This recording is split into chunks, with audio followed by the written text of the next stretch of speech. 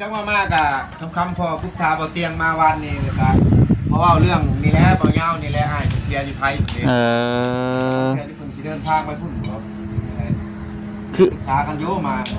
เหมือนคือเห็นในคลิปเพิ่นอยู่นะเนื้อคือว่ามื้อนี้ว่าเดินทางไปพุ่นบ่คือว่าเสียใจน้ำเพิ่นเสียใจน้ำเพิ่นแล้วแม่นเหตุเรื่องแบบนี้มันเข้าเพิ่นก็มาเมื่อวานนี่ก็ว่าบ่สบายอีกก็ดีเรื่องราวแบบนี้มันมีพยายามให้มันเกิดเนาะมันหลีกบ่ได้มันหลีกบ่ได้เป็นฮอดการเวลามันแหละฮอดมือฮอดเวลามันแหละเป็นตรงที่กาอยู่แล้วสั่งแต่ว่าบ่ได้เบิ่งว่าไผช็อตได้นะมันแช่น้ำให้เดี๋ยวเสียตัวนะคะมันเสน้ำเมื่อวานนี่บ่โดยแต่คุณตกแห้งแต่น้ำมันความหกครอบกับแม่นี่แล้วน้ำเต็มหมดเลยเรียนนั่นแหละน้ำเป็นเครื่องจะคอแต่ว่าบ่ได้ฝนตกแห้งถือไผบ่แต่ว่าบ่ได้มีไผช็อตไผบ่เลยบ่มีเนาะใครเนี่ยวันนี้ยังไม่ได้ไปใช่วันนี้มันอย่างกายมากเป็นอย่างเหยียบน้ำนะโว้ยสอบตกเลยเอาซ้ำใช้แต่ว่าน้ำนี่นานี้ที่ละบาทนี่มันแช่ได้บาท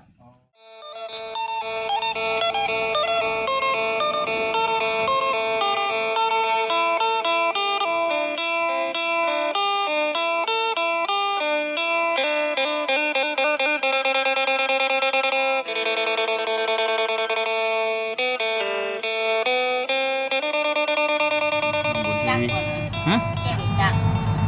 แม่กำลังทีฮะกระเจียวจักกระเจียวทีกระเจียวจักทีมขาดนะบ่มีกระเจียวนี่แกรู้จักโคราชรุ่นเก่าเอาสบายดีเด้อนี่สิไปใช่บัดไปโรงเรียนไปโรงเรียนชื่อชาชะไปกันเบิด4คนนี่สิไปในเด้อัด4ไปเลยโอ้เถอะไปยังก็ไปโรงเรียนน่ะไม่ชัก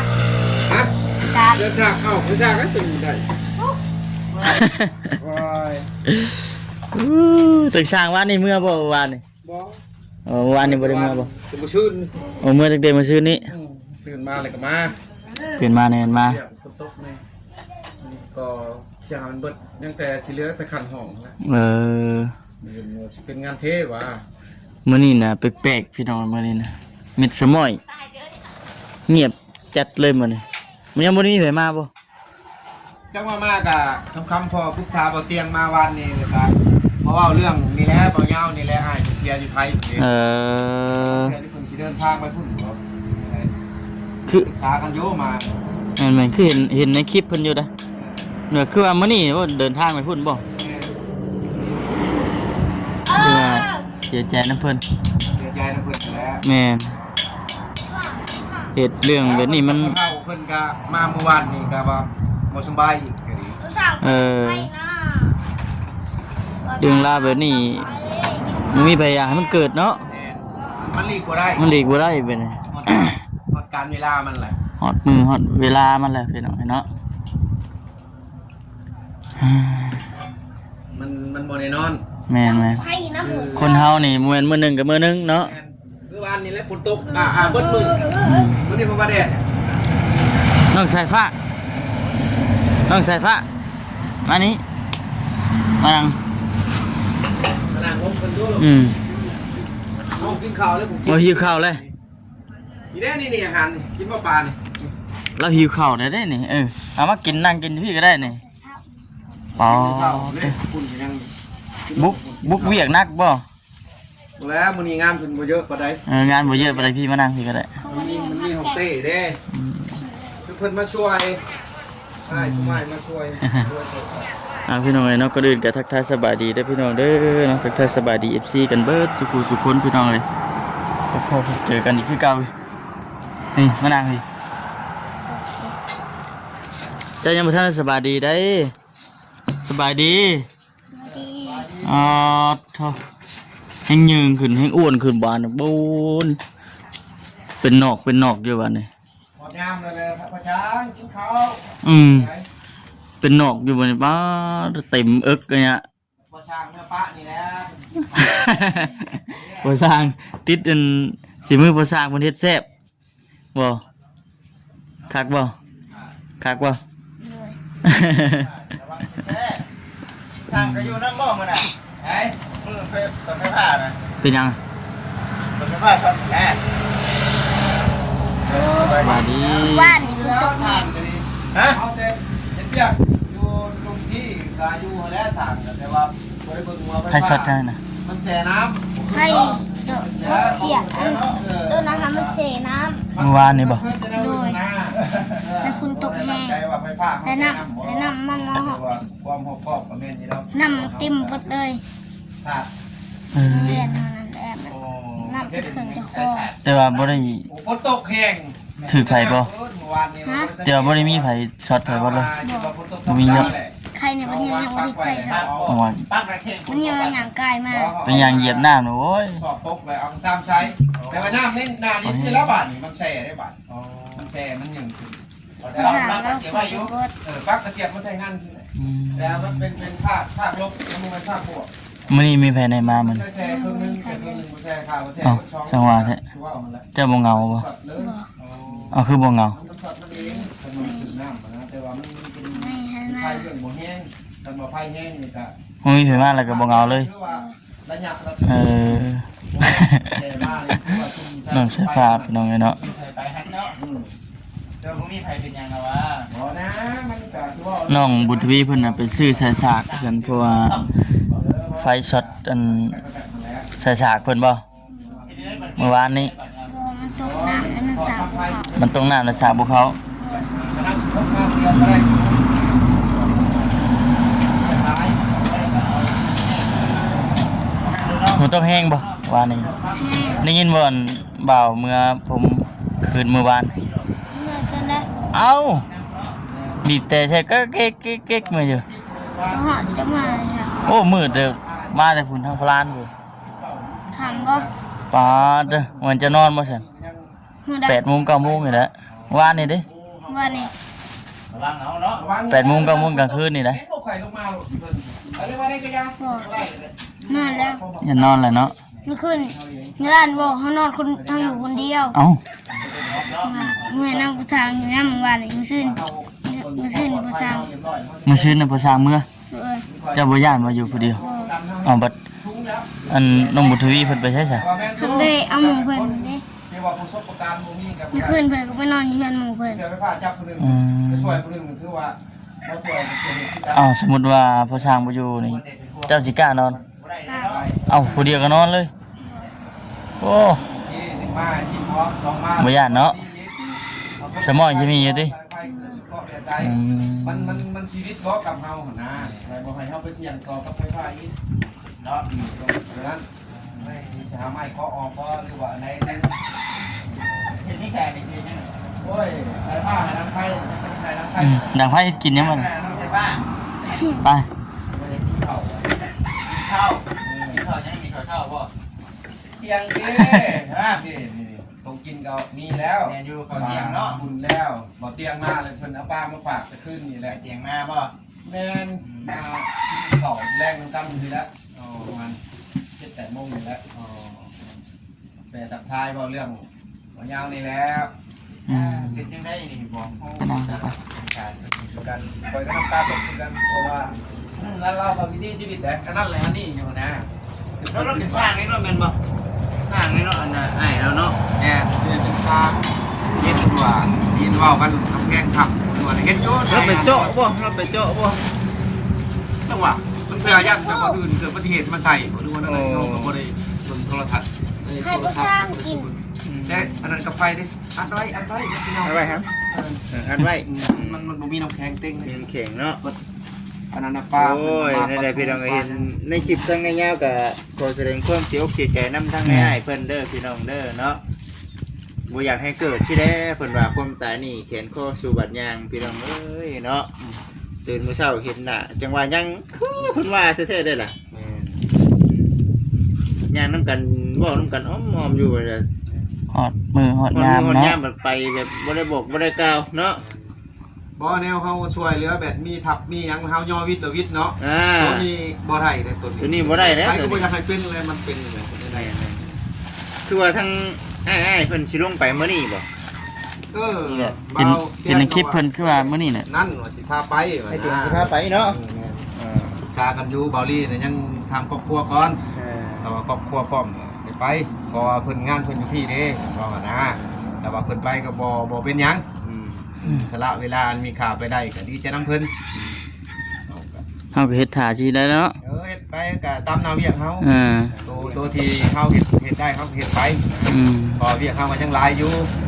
เพราะว่าเฮาเฮ็ดตัวนี้แล้วเฮาบ่มีปูนมีทรายเฮาก็บ่ค้ากันพอขึ้นราคาเป็นปลาไว้เฮามันได้เฮ็ดมื้อบ่มีได้ผักดอก เวียกมันยังมีอยู่เนาะ มีอยู่เฮาก็เล็งอยากให้มันแล้วนี่แหละเพราะว่างานมันก็ยังมีต่อตลอดนะ เดี๋ยวดีแล้วเนาะคักแรกของน้ำเพิ่นงามเนาะงามเฮ้ขนาดของน้ำมีเสาได้นี่พี่น้องเอ้ยเนาะ วันนี้ว่าสิเทแล้วก็สิคันห้องกลางนี่ มีขันนี่ด้วยเนาะแม่นบ่ แม่นคันห้องกลาง ข้างกลางน้ คันห้องไป รอมันก่อนเด้อ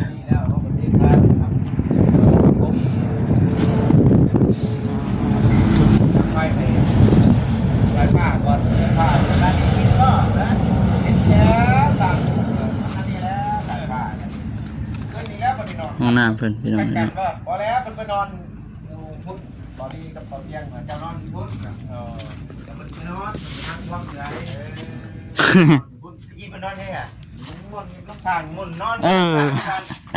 ได้เนาะย่าน ว่า ใช่เด้ มันนอนเพิ่นมาจะคิดชิดต้นมันหนาวค่ะนี่เพิ่นมามักฮ้อนเอาชิดแต่มุ้งโยหมูยักษ์แล้วเพิ่นทันเพิ่นอื่นนัดเพิ่นมักฮ้อน โอ้ หมากฮ้อน โอ้คนกี่ฮ้อน โยบัดบอกขอโทษนำเนาะลังเทือช่างยังท่องช่างต้นตรีมากกับคนนี้อัดอยู่กันเลยก็ ก็ ซ้ำ บ่แห้งแล้วน้องเสียดายเอ้ยคืนนี้พวกเพิ่นบ่ได้เทิงเมื่อคืนนี้ คุณนอนเทิง คนเดียว คนเดียว น้องบุญทีวีไปนอนน้ำโม นอนน้ำมูฮากามาโมง9 โมงนี่มาก็จะมาเฮ็ดงานเฮ็ดคัดจังได้ไปมื้อชาวพันผู้นึงบ่เอาให้1 3ชิปจะได้เงินก่อนของว่าได้ก็เบิกเงินเลยเฮ็ดเวียกตัวนี้ปุ๊บยังมาจังหน่อยเลยอาศัยทุกคนเทซอยกันแล้วกับผสมแห่ชายนี้นะตัวมันหนักนี่ ให้สมกำลังเฮ็ดเนาะ ทุกคนก็3-4 คนก็ยาแต่ว่าให้ช่วยแด่เพิ่นช่วยได้ช่วยบ่ได้ช่วยเฮ็ดก็ได้อยู่ดอกเพิ่นมาเลยเพิ่นว่าอยากช่วยแล้วให้เพิ่นช่วย คันว่าจะช่วยก็ช่วยเนาะ เพราะว่าเฮาก็อยากให้หลีกเลี่ยงการไปมานี่แหละ แม่น นักก็เงินคำก็เอาไปก็ให้มีเหตุผล แม่น เบิ่งกันว่าเฮ็ดเวียกเฮ็ดงานบ่มีเหตุผลเอาไปนี่ถึงใช้จ่ายไปเฮ็ดตัวที่แต่คนบ่ให้อยากเฮ็ดก็เฮ็ดบ่เฮ็ดก็อย่าเฮาเฮ็ดเองเฮาเฮาเว้าความจริงได้ตัวนี้เพราะว่าเฮาก็ได้อยู่ผู้ช่วยเวียกนะได้ ใช่ไหม มันเป็นสุกเป็นเตา แม่น เพราะว่าเขาบ่ฮู้หยังใดยังน้อยนี่ โอ้ยยังน้อย มีแต่ว่าเล่นเกมเท่านั้น น้อยเกมเนาะ เอามานอนก็11 2 โมงไปแล้วเพื่อเขาเล่นเกมติดเกม น้องใช้ผ้าดิติดเกมบ่นี่ ติดแล้วเจองานหนัก2 มื้อแล้ว ชมดิเนาะ แล้วเล็กน้อยเพิ่นแล้วบัดยามโบกเพิ่นแล้วเพิ่นสิได้เอาแห่เอาทรายล้างอีกอันนี้คือล้างพันเฮ็ดสบายเด้ เจอซึกนักอีกแล้วน้องใช้ผ้าเนาะ นักเลย ได้อยู่บ่น้องใช้ผ้าได้อยู่เนาะ เดี๋ยวพูดเนาะมีหยัง อยู่ปูนเนาะ ฉะนั้นอายเจ้าบ่มาอายเจ้ามาก็สบายบาดนี้จะได้กินข้าวแล้วก็แต่งกินแล้วแหละ มีหยังกินน้องใช้ผ้าเฮ็ดจังไปให้กิน กิ เฮ็ น ด ยัง กิน เพิ่นให้เฮ็ดกินยัง อีบอกให้ช่างจุ๊บไปให้ช่างกันน่ะประเคนให้อีกนี่เนาะ เนาะ ได้ดิเนาะ ทำมันเฮ็ดมันทำ ติดสีมือช่างเนี่ยนะ เบิ่ เบิ่ ง ง หน้าบอกเลยก็เลย สร้างยังไงแล้ว สร้างก็เมื่อยแล้ว ติดสีมืออันพอสร้างแล้ว นี่ เบิ่ สิ ง มือพอช่างแล้วบาด พอเห็นบาดนี้พอเช็ดเข้มๆเลยบาดกินบ่ได้ จักกระไดเนาะ ทั้งลายอยู่นี่กินบ่พันกระปุ่นน่ะน้ำแจ่วเนี่ยมีบ่พันกินเนี่ย มาเฮ็ดเวียกก็สิลูกมานำบาดนี้เนาะพักแหน่เดี๋ยวเลยเนาะ เป็นหัวหน้าได้ จะดูน่ะ ใครสิว่าในนั้นบ่ว่าแล้วในนั้นพอช่างเงินพอเด้อ เนี่ยนี่หลายอย่าง ไปได้ไปนั่งกินดู ไปนั่งกินข้าวพุ่นอีบอกได้ให้ช่างก่อนดีนี่ เฮ้ย ได้เนาะช่างเพิ่นพอช่างเพิ่นก็มีเวียกเฮ็ด แม่น ก็ตัวนี้ให้เบิดมื้อแรงก็คันกลางนี่ให้มันแล้วมื้อแรง มีคานแล้วก็ถือว่าเอาไม้ใส่ได้บาทมุ่งแล้ว มุงแล้วมันเนาะ บอลลี่มากกับมีที่ซื้อแผ่นมาใช้แล้วก็โบก เรื่องของเราของนี่สำเร็จคือถ่ายจะได้อย่างเดียวเป็นของ แม เรา นแมน กูมาดิ้ว สำเร็จเรียบร้อยเลยคือว่าเขาจะต่อตัวนี้นะ เรื่องเฮือนนี่จะเป็นยังไงงบพอว่า โอ้กะเพิ่นยังปรึกษากันอยู่มันเป็นซองจังหวะนะจังหวะหนึ่งเลยเพิ่นให้กออ้อมเบิดใส่บานประตูเรียบร้อยกอนะ เป็นคนเดียวอีก ก็ยังบอกว่าก็ว่าเขาเฮ็ดไปก่อนถ้าชาติลายเขาเอาเพิ่มเขานะก่อน ใส่สกิน เบิ่งเนาะเบิ่งงานเนาะ งานสำนี่พอไปได้เขาก็ ทางผู้ชายยังบ่ทันได้อยากบ่ฉัน ยังแลของแนวมาประมาณ8-9 โมง เนาะ เพิ่นพัดกินนี่แล้วจะเศร้าพุ่น บ่ ยามนั้น ก็พัดยามคอยพุ่นแล้วบายๆนะ เบิ่งฉันสิโอ้ บายๆนะ เบิ่งคนกินข้าวก่อน แข็ง มึงนี่ก็นอกแล้วนะป๊าดปลึกกลีนี่พี่น้องเนาะ